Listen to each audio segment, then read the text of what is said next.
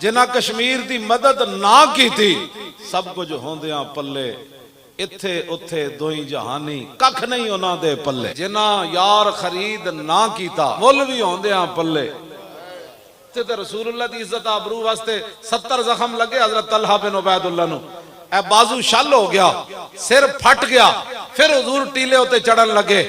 ते ए नहीं कि सहाबा नू कि जी हुण तुसी बैठो बादशाह, मैं तो तबाह हो चुकिया। ना ना, सहाबा नू कहंदे पिछे हटो, बाजू लटक रहा। इंज बह के कहन लगे हुजूर इत्थे पांव रखो, इत्थे पांव रखो।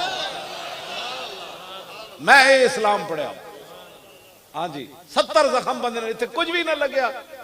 एवं बह के जनाब तबसरे करने जी ने, मौलवी की करूँ, मौलवी की करना की, तू रसूलुल्लाह नू मन्या झूठ मारना।